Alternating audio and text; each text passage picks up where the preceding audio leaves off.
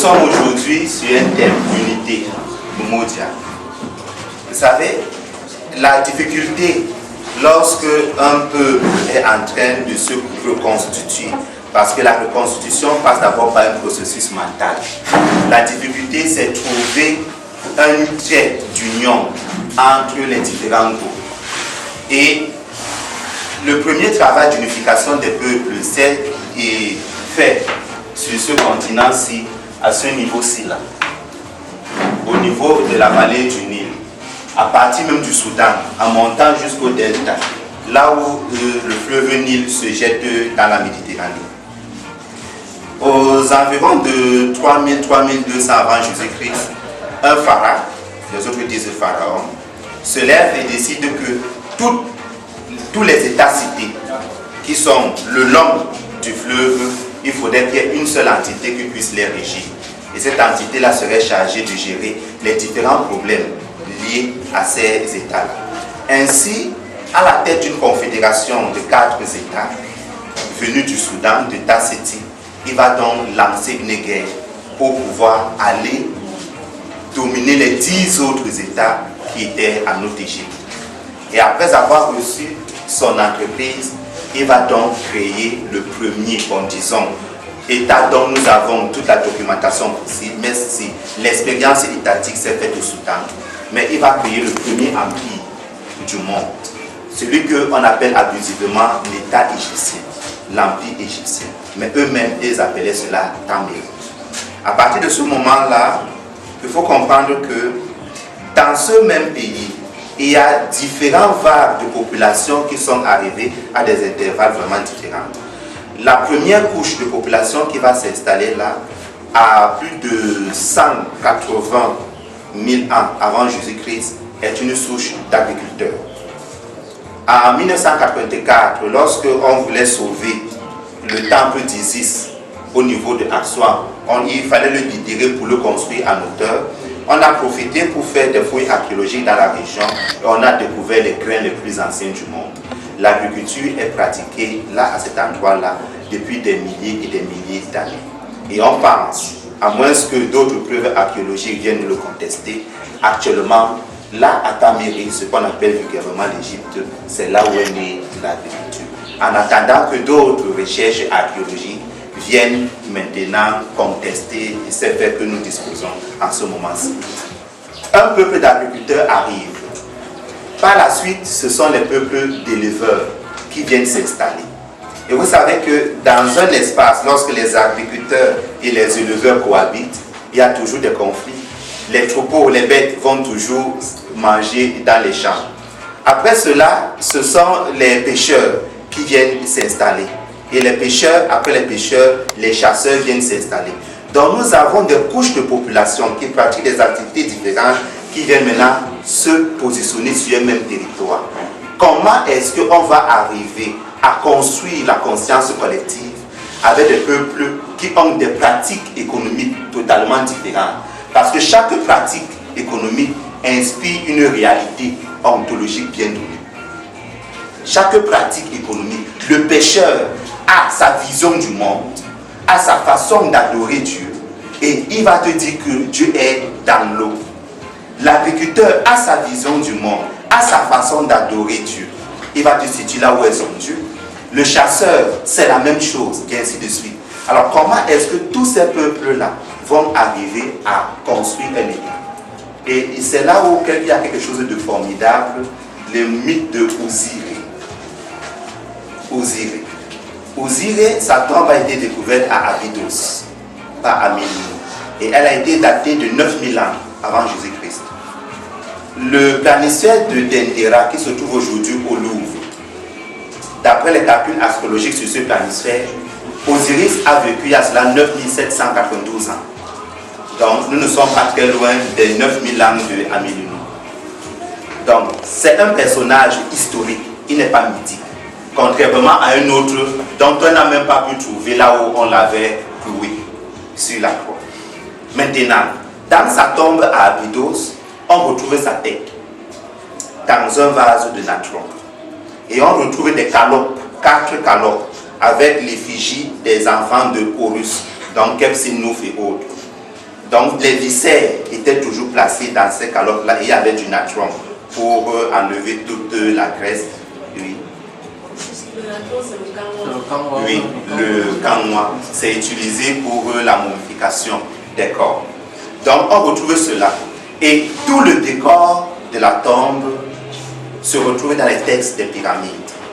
Donc, comment est-ce que ce personnage-là qui a existé historiquement va être le fondement de l'unité des peuples qui vont constituer les États au niveau du Soudan et de l'Égypte que nous connaissons aujourd'hui? La mythologie dit que Osiris a été divisé en 14 parties. Il y a des textes qui disent qu'une partie s'est égarée, c'était son sexe, donc il est resté 13. Mais d'autres textes n'en parlent pas. Parlent seulement de 14 morceaux. Pour ceux qui ont été attentifs lors des deuils, chez les Mbo par exemple, chez les Bakoko aussi, pour annoncer un deuil par exemple, on prend un animal, on le découpe en 14 morceaux et on l'envoie dans les différents villages. Lorsque vous recevez un morceau, vous savez déjà qu'il y a eu deuil. Or, le porc est considéré comme un aliment sétien. Donc tout se passe comme si Osiris, qui a été tué par Seth, le fait que nous pratiquons les rituels aujourd'hui, on est en train de remettre cette mort-là sur Seth. Premier élément. Le deuxième élément, maintenant, c'est que le corps de Osiris, puisque au départ, il y avait 14 États. Les 42 États dont on parle de la haute et la basse Égypte n'existaient pas. Donc les autres États vont venir à l'existence plus tard. Puisque à l'époque de Narmer, le pays s'arrêtait jusqu'à la hauteur de Memphis. Tout le delta de Memphis en descendant vers le delta, c'était de l'eau, c'était des marécages. Donc il n'y avait pas d'État de ce côté. Donc quand on dit Haute Égypte et Basse Égypte, ça c'est une construction tardive. Ça c'est une construction tardive. Maintenant, on le divise en 14 États, en 14 parties, et il y a 14 États. Or, la tête est restée où? Au niveau de Abydos. Et les 13 autres morceaux, qu'est-ce qu'on en a fait? Quelqu'un peut avoir une idée de ce qu'on a fait des 13 autres morceaux? Chaque partie avait un morceau. Chaque État avait un morceau. Chaque État avait un morceau.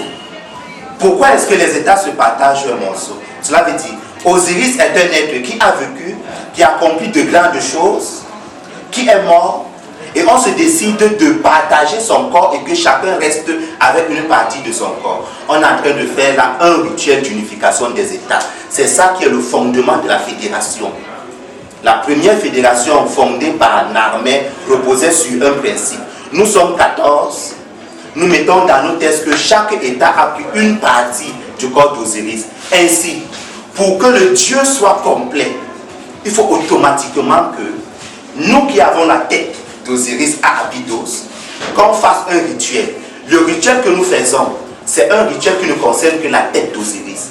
Ceux qui ont le bras, par exemple, font un rituel qui ne concerne que le bras d'Osiris. Ceux qui ont le pied font un rituel qui ne concerne que le pied d'Osiris. Ainsi, l'ensemble des rituels pratiqués par les 14 États concourent à la reconstitution du corps d'Osiris. Et c'est ainsi que Osiris peut être vénéré de façon intégrale. Si l'un de ces États ne fait pas le rituel, Osiris n'a pas été vénéré de façon intégrale. Et tout ce que vous pouvez faire comme rituel n'a pas de valeur. La conséquence de cette perception religieuse, c'est qu'aucun État ne peut quitter, parce qu'il a des problèmes, aller envahir l'autre et lui imposer une philosophie religieuse. Parce que chacun est conscient qu'il faut que celui-là qui est dominé puisse continuer à pratiquer son rituel. Auquel cas, même le mien que je fais n'a aucune portée du tout. C'est la raison pour laquelle les peuples africains, dans leur culture, ne font pas de guerre de religion. Lorsque l'empire du Ghana envahissait un autre royaume, lorsque l'empire du Mali envahissait un autre royaume, on pouvait vous imposer d'envoyer vos princes s'éduquer à la cour impériale. Une fois qu'ils terminaient leur formation à la cour impériale, ils rentraient être rois dans leur état. Mais sachant tout simplement qu'ils sont soumis à la cour impériale. Et les rites traditionnels de chevaux, personne n'y touche. C'est ça le premier principe de l'unité. Cela implique nécessairement que si on veut reconstituer Umoja, que chacun vienne avec la partie d'Osiris avec laquelle il est censé faire quotidiennement son culte. À l'ouest, c'est quoi? À l'ouest, c'est le crâne. Donc celui qui fait avec le crâne doit venir, doit continuer à faire son rite du crâne. Celui qui fait le pied doit continuer avec son rite du pied. Celui qui fait la main doit continuer avec sa main, et ainsi Osiris sera vénéré sur toute l'étendue du territoire. Parce que les rites que nous avons aujourd'hui, la tradition la plus ancienne précise que c'est Isis à Seth qui a donné les premiers rites à l'humanité, d'abord aux Africains, et par la suite ça va se répandre dans toute l'humanité.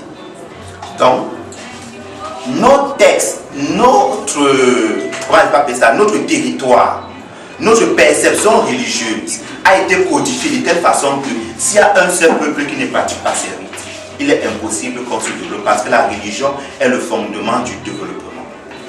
Lorsque vous étudiez le dysfonctionnement cognito-comportemental de Beck, Beck vous explique en psychopathologie que pour pouvoir poser un type de comportement doux, cela veut dire que celui-là qui a eu à bâtir des pyramides, il faudrait déjà que le comportement parte des valeurs. Or, qu'est-ce qui forge des valeurs? C'est l'environnement dans lequel tu vis. Si tu vis dans un environnement clément, tu développes des valeurs de partage. Tu développes des valeurs de vivre en famille. Et parce que la famille est la base de la société, le culte que tu pratiques est fondé sur une trinité du père, de la mère et de l'enfant. C'est ça le rituel de base de l'État. Et à partir de ce moment-là, vous pouvez constituer un État sans toutefois qu'un groupe part aliéner un autre groupe. Mais si vous vivez dans un environnement hostile, vous allez développer la compétition, où c'est la loi du plus fort qui est la meilleure, et où c'est le premier bandit qui est le meilleur roi. Et on se retrouve dans des chansons et gestes du Moyen-Âge où on exalte les voleurs. Robin des Bois et tous ces gens-là dont on a tourné les films, c'était des bandits de grand chemin. Mais on a tourné des films sur leur vie pour exalter leur courage, disant qu'ils partaient voler les riches pour donner aux pauvres. En ce moment-là, on institue le vol comme étant quand même une vertu. Si et seulement si c'est pour prendre aux riches et donner aux pauvres. Donc, quand l'environnement vous a donné des valeurs, vous passez maintenant aux croyances. Cela veut dire que c'est parce que j'ai dans mon environnement, tout est favorable, j'ai développé des valeurs de partage. Maintenant, quand j'arrive au niveau de la religion, des croyances, je ne peux pas croire que Dieu est un Dieu agressif, qui aime seulement moi qui l'ai produit psychologiquement et n'aime pas l'autre, et qu'il me pousse à aller démolir l'autre, à le tuer, à l'éradiquer, à le passer au fil de l'épée. Je vais tout simplement dire que Dieu est bon, il est le Dieu de tout le monde. Or, celui-là qui a vécu dans un environnement hostile, il va te représenter Dieu avec l'éclair à main, comme Zeus, ou encore Yahvé, qui est un malade mental, qui à tout bout de chemin se nourrit du sang parce qu'il demande toujours à son peuple d'aller exterminer les autres. Et parfois même sur le champ de bataille, dans Deutéronome 20, verset 10 à 8, il demande même de manger la chair humaine sur le champ de bataille. On voit un certain déséquilibre psychologique chez eux. Donc quand vous quittez maintenant de la religion, vous aboutissez aux sensations et aux émotions. Parce que c'est la religion que tu pratiques qui t'amène maintenant à avoir un certain ressenti. Parce que tu pratiques la religion africaine, quand le hibou crie dans la nuit, tu te redresses. Parce que tu es lié de façon ontologique à cet hibou. Mais celui qui n'est pas lié à cet hibou-là, qu'est-ce qu'il fait? Quand ça crie, cela ne lui dit rien. Il reste assis. Et maintenant, de ces émotions et de ces sensations, on aboutit à un type de comportement. Donc, si on parle de l'environnement favorable qui maintient la vie en famille, on aboutit à un type de comportement qui est différent de celui-là qui est parti d'un environnement hostile et a une vie de séparation, lui, il aura une politique de comportement. Donc la religion est le fondement de toute chose. Et quand on a eu à constituer le premier État fédéral du monde, on est parti sur un principe. Mais ce principe ne date pas d'une armée. Ce principe date de plus de 9000 ans. C'est un principe liturgique. Autrement dit, c'est pour se rappeler le pacte que nous avons eu à signer au commencement de l'État. Et le pacte, c'est que l'homme qui a symbolisé les valeurs, nous l'avons dépiécé en 14 parties. Chacun est resté avec son morceau, l'a enterré dans son lieu saint et a commencé à vénérer cette partie. Et pour que nous en arrivions là, il va falloir que chaque jour, quand nous faisons notre rituel, celui-là qui symbolise nos valeurs, que nous commençons même à manger sa chair, parce qu'il est saint. Et quand cela arrive à l'intérieur de nous, cela nous purifie. C'est ce que les égyptologues ont appelé l'anthropophagie, comme manger les gens, parce qu'il est écrit dans les textes des pyramides. Voici le propre corps de Osiris. Prenez et mangez, ceci est le propre corps de Osiris. Prenez et buvez, ceci est le propre sang de Osiris. Plus de 2800 avant Jésus-Christ. 2800 avant Jésus-Christ. Aucun autre peuple ne peut apporter une attestation. Aucun sur cette thèse. Donc, Umodia, c'est le partage. Et ce partage-là part du premier rituel qui a été effectué. Cela veut dire partager une galette de pain. Et ce pain-là était fait avec du blé. Pourquoi le blé? Les textes disent que lorsque Osiris, les Grecs disent Osiris, Osiris, ô fils de Dieu, Osara, et c'est Osara qui donne Hosanna, qui veut dire chez les autres le plus haut des cieux. Mais pourquoi Hosanna veut dire le plus haut des cieux? Le plus haut des cieux, c'est par référence à celui qui est élevé le plus sur le plan ontologique. Or, qui est censé être élevé le plus sur le plan ontologique? C'est Dieu. Et maintenant, si je vous dis que c'est Osiris, ce n'est pas faux. Ce d'autant plus que Osiris est le premier à arriver au monde des morts, à être passé devant la balance de Mars et avoir été appelé Imaku, le premier. Parce que c'est lui qui a été le premier à arriver là et que la balance de la justice n'a pas flanché. Ra lui-même s'est levé de son trône et lui a donné ce trône. Et c'est pourquoi c'est lui qui jugeait les morts. Parce qu'avant Osiris, c'est Ra plutôt qui jugeait les morts dans la religion souveraine. Et maintenant, il a donné la place à Osiris et il a donc reçu le titre de Kenti Amentu. Cela veut dire le premier de ceux de l'Occident, de façon motante. Donc le premier d'entre les morts, le titre qui est donné à Jésus-Christ dans l'Apocalypse. C'est Osiris qui a été le premier à être appelé Kenti Amentu. Et il est devenu donc le plus haut des cieux, le plus haut dans les sphères ontologiques. Maintenant, je disais donc le blé, pourquoi?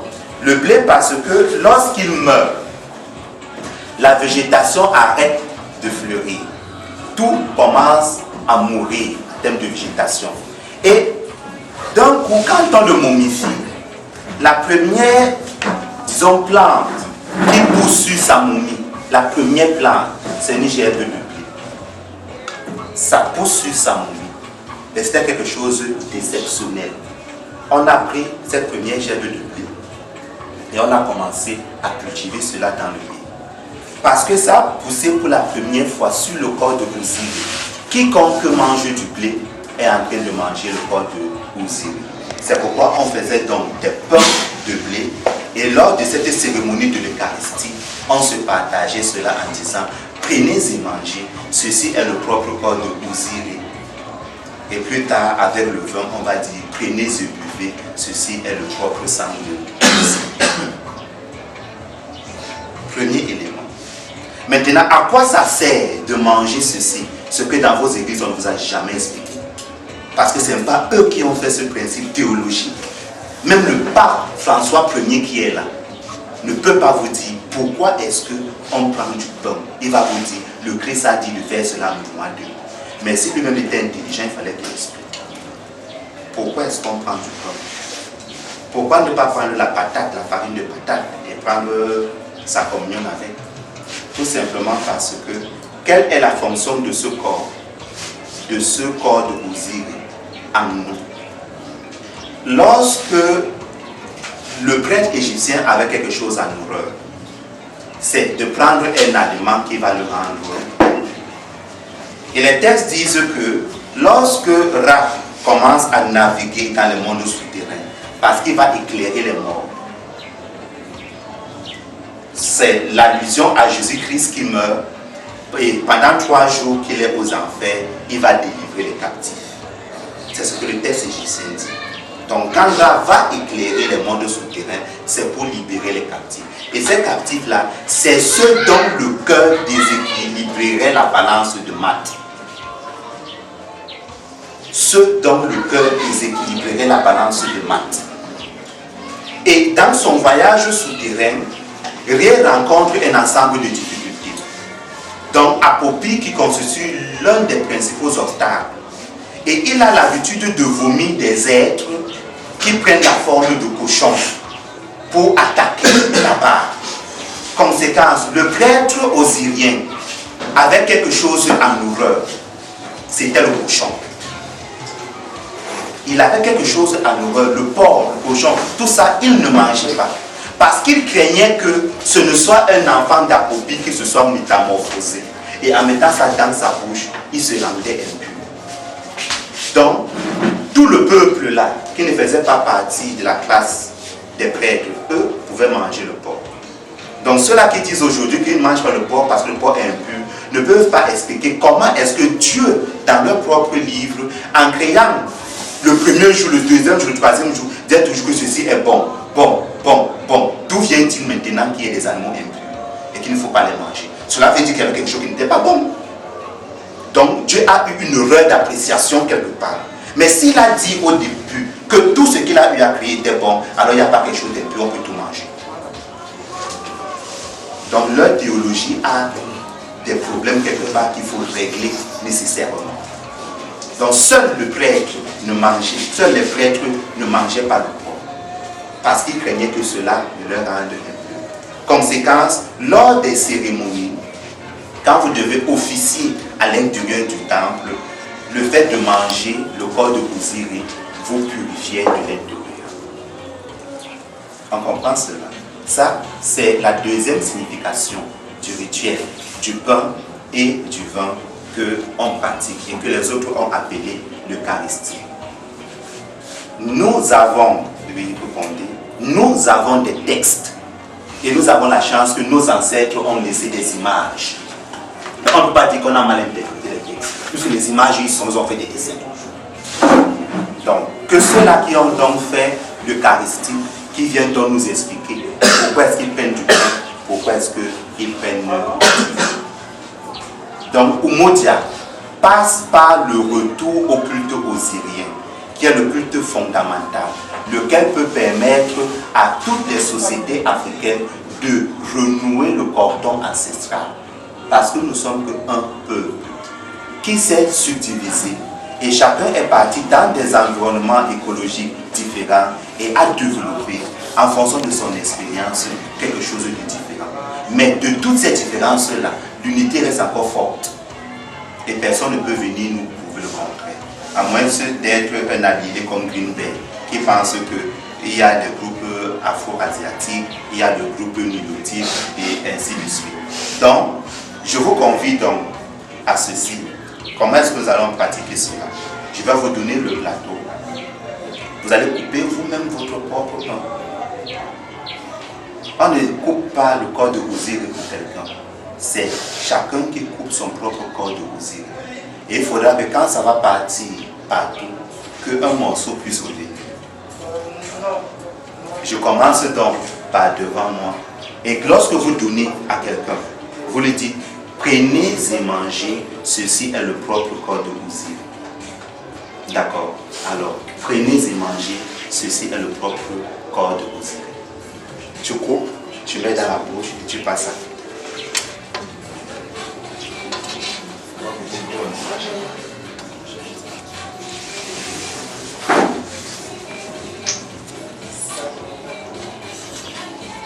Président, pendant ce temps, vous distribuez les verres.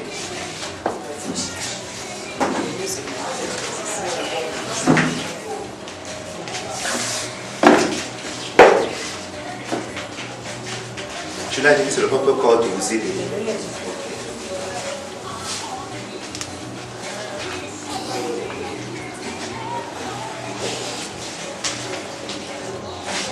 Prends le plateau. Venez et mangez, ceci est le propre corps. Tu coupes un peu, tu manges, tu fais pas ça. Tu peux déposer sur la chaise, c'est cela tu gênes.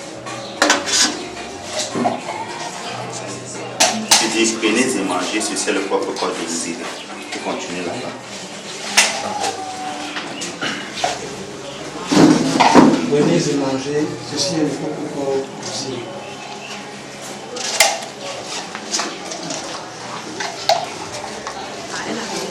Elle avait déjà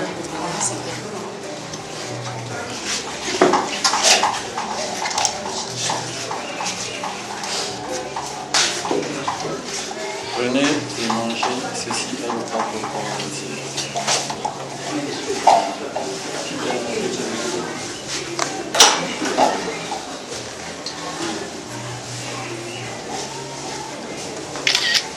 Venez et mangez, ceci est le propre corps de Désiré.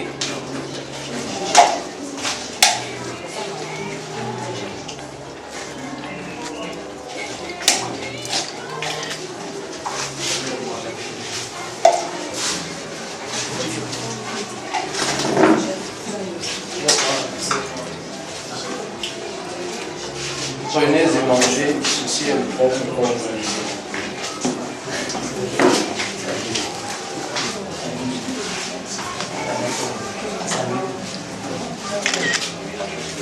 Venez et mangez, ceci est le propre corps de Jésus.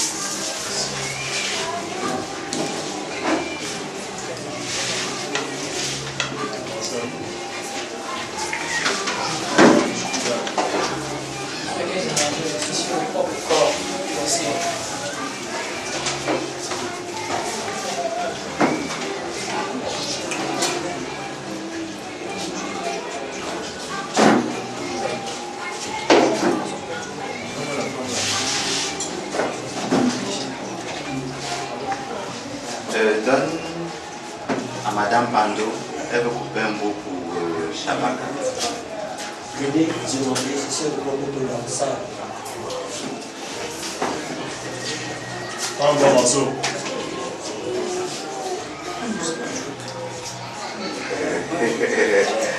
Voilà. Les chefs du pays communiquent. Et il est très fier. Prenez et mangez, ceci est mon propre corps. Ça.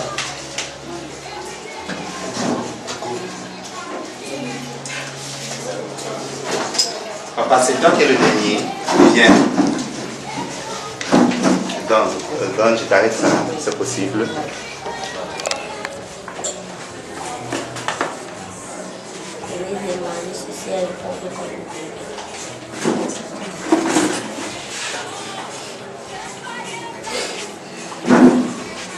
Bon, tu peux d'abord déposer là pour que je te donne la caméra.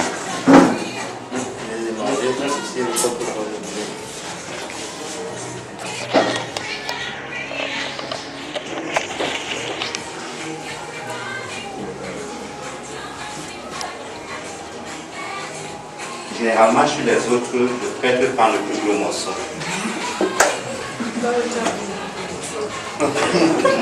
J'ai pas le plus gros morceau. J'ai aussi pris un tout petit morceau comme ça. Et comme chez eux, le vin, ce n'est pas donné à tout le monde de le boire. Dans l'Eucharistie, nous qui sommes à la prêtrise, on prend du vin en votre nom. La logique remonte il y a de cela plus de 3000 ans avant Jésus-Christ. Parce que à la première, deuxième, troisième et même quatrième dynastie, c'est le pharaon de chef qui partait devant le tribunal divin et il répondait des actes du peuple. Mais à un moment donné, il y aura un remous à partir de la troisième, quatrième dynastie. Il y aura des remous et le peuple va vouloir lui-même aller devant le divin. Donc chacun veut que ce soit le pharaon qui le représente. Il veut être représenté lui-même devant le tribunal divin et être jugé de ses actes. À partir de ce moment-là, il va donc falloir instituer un culte populaire qu'on va appeler le culte solaire avec le pharaon Ixeka. Donc avant, c'était le pharaon et le collège des prêtres, mais en la personne du pharaon qui représentait le peuple. C'est pourquoi le prêtre catholique peut manger la communion seul sans vous donner et que cela soit valable parce qu'ils sont dans une logique où ils représentent le peuple et c'est pourquoi il peut boire le vin seul sans vous donner parce qu'il est dans une logique, c'est qu'il représente le peuple. Mais depuis le temps des Hussein Kaf, il n'est pas question pour nous qu'une seule personne puisse boire le vin à la place des autres. Non. Chacun doit partir rendre compte de ses actes à Dieu de l'autre côté.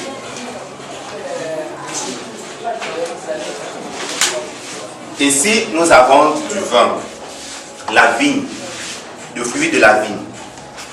Le travail de la vigne est attesté pour la première fois sur notre terre, à Tamir, ce que les gens appellent les jetés pharaoniques. Qui nous a appris à travailler la vigne, c'est toujours Aoussar, ce même Aoussar. Il nous a appris à travailler la vigne. Et dans les textes, on le voit même assis à l'Occident sur son trône. Et devant lui, il y a toute une vigne qui s'étend. Et même dans la chapelle où il est assis, il y a une branche qui pend à la hauteur de sa tête. Aoussar est le maître de la vigne. En l'honneur de tout ce qu'il a eu à faire pour nous, de positif, on a décidé que quiconque va boire du vin aura bu son propre sang. C'est pourquoi on dit aussi, prenez et buvez, ceci est le propre sang de Ouziri.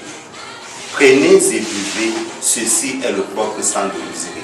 Nous le faisons en mémoire d'Ouziri. Et parce qu'il n'a jamais fait le vin pour que nous pratiquions le culte de Bacchus, cela veut dire le culte de l'ivrognerie, où on boit, on saoule, où on affecte notre santé mentale dans notre imaginaire. Lorsque nous buvons, on boit à la santé de la partie subtile qui s'appelle le cœur. On ne boit pas à ta santé parce que ta santé peut se détériorer et tu peux mourir. Mais on boit à une partie immatérielle qui est à l'intérieur de toi, qui est le cœur. cette partie est tellement pure qu'elle ne prend pas part au péché. Ainsi, quand nous levons les toasts chez nous en Afrique, on dit à ton cas. Je bois à ton cas. Parce que c'est une partie pure. Alors, je vous invite, vous avez votre propre verre. Prenez et buvez. Ceci est le propre sang de Osiré. Donc, vous prenez vous-même. Vous vous servez un tout petit peu. Vous-même, vous vous servez un tout petit peu. Et lorsque vous passez ceci à quelqu'un, vous lui dites, prenez et buvez, ceci est le propre sang de Osiré. Ce n'est pas pour souffrir.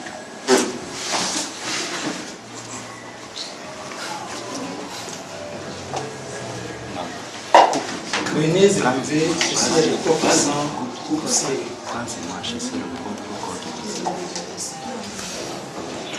Félicitations.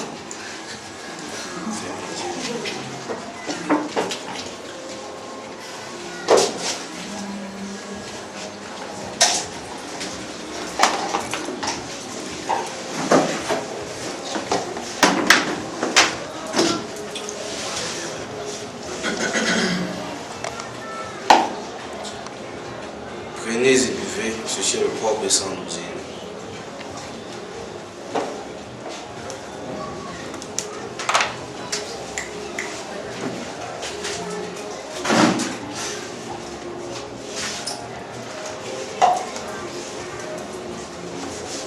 Tu donnes à la petite.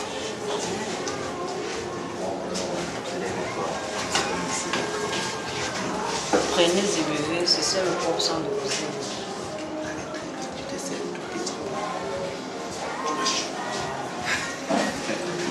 Tu passes. Tu donnes.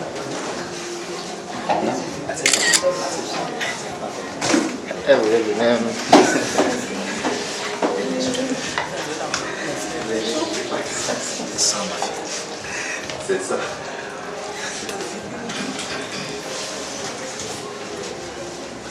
Prenez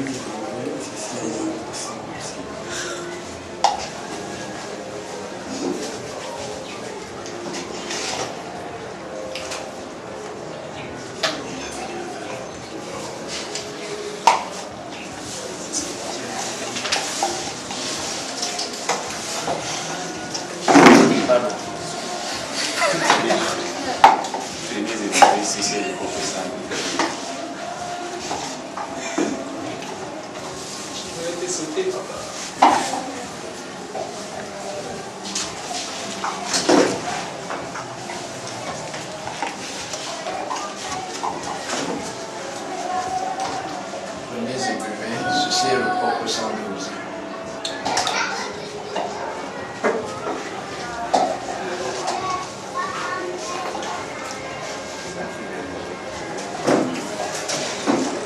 Prenez et buvez, ceci est le propre sang d'Osiré.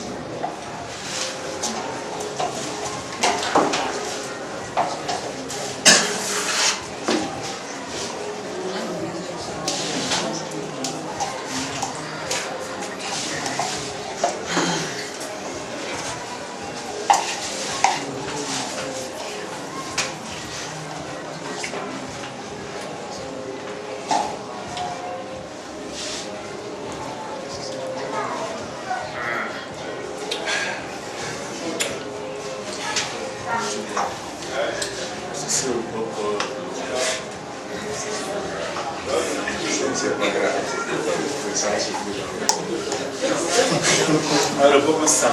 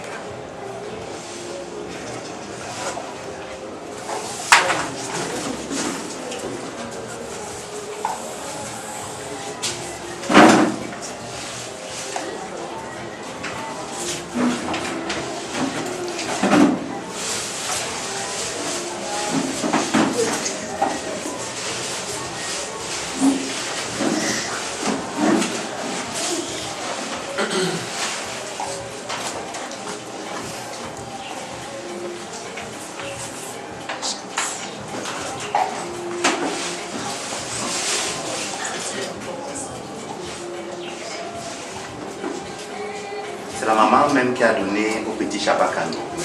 C'est comme ça. Quand l'enfant est tout petit, c'est la maman qui reprend. Venez et buvez. Ceci est le propre sang de votre Seigneur.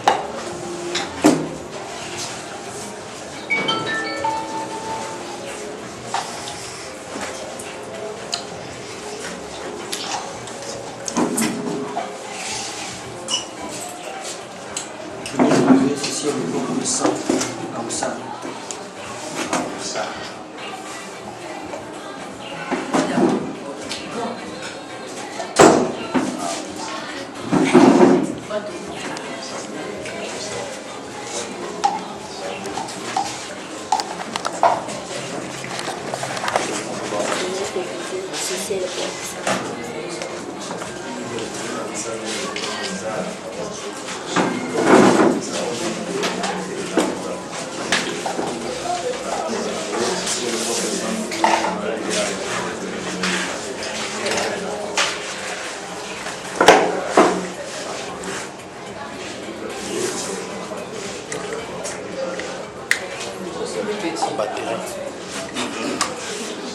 Vous savez la particularité de la prêtrise que les Européens ont apportée. Pendant qu'on était au Moyen-Âge et que les peuples n'arrivaient même pas à se nourrir, les monastères étaient les lieux d'opulence et de coëférie.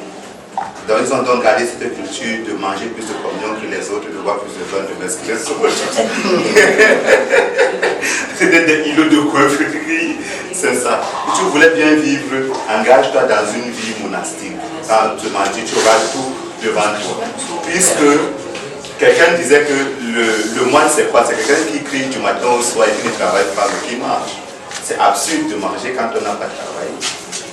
C'est absurde. Oui, vous prenez des... Voilà, faire un top par exemple. Voilà.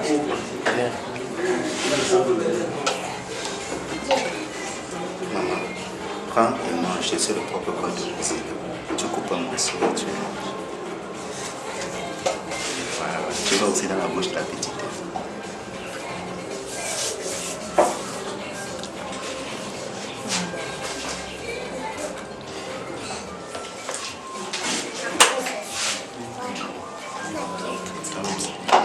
Prends et bois, c'est le propre sang de Jésus.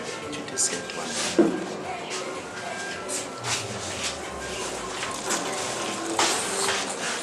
Tu mets aussi quelques gouttes dans dessus des lèvres.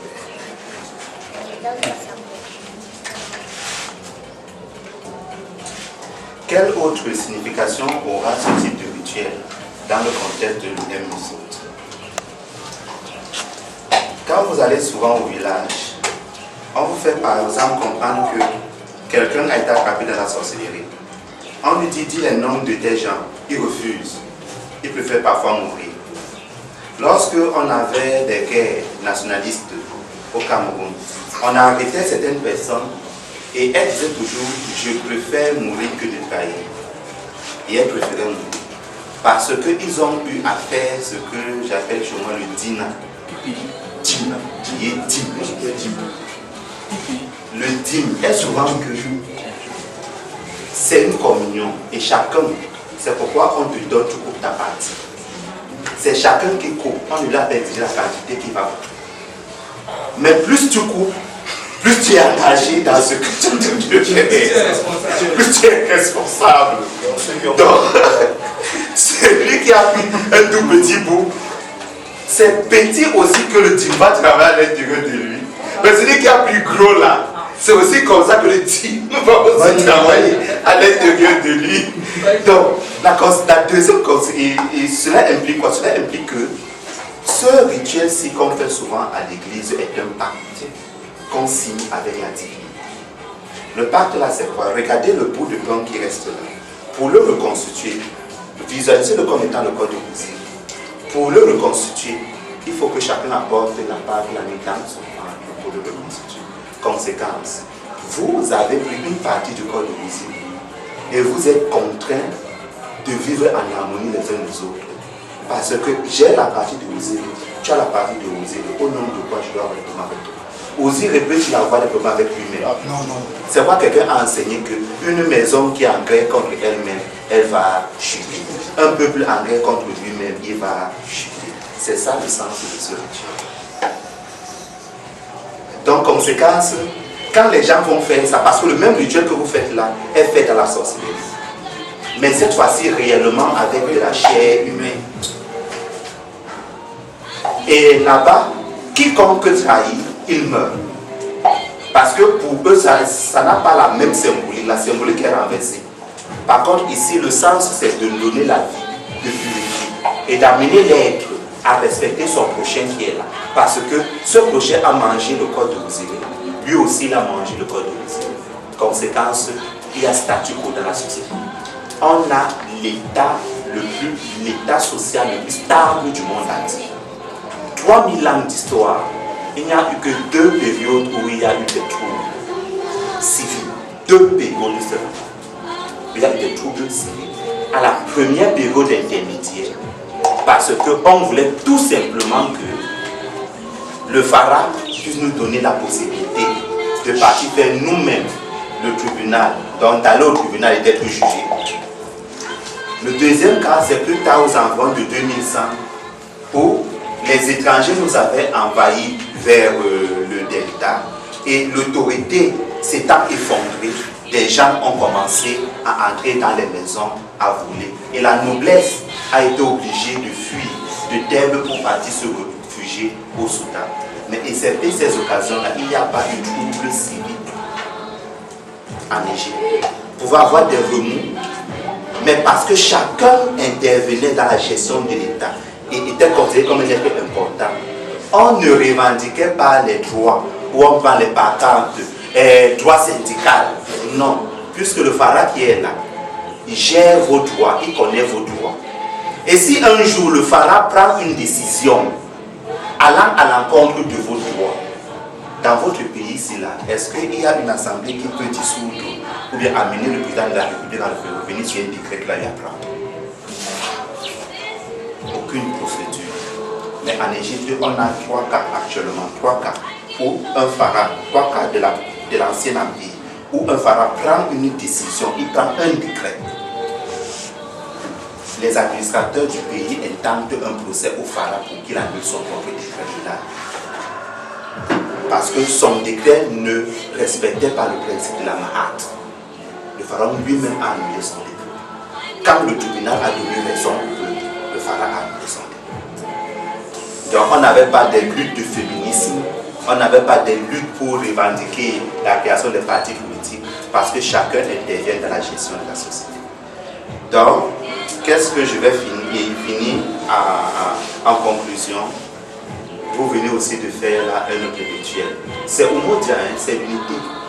Mais l'unité là, c'est aussi le Hotep, le tome qui est posé sur et que tout le monde doit se partager ce plan. Je vous remercie. Hotep, c'est Matao. Hotep, C'est Matao. Hotep, C'est Matao. Merci, merci, merci. Maintenant, on invite donc ceux-là qui sont censés nous réciter les poèmes à passer. Après cela, on attend donc la séance des questions. La séance de discussion.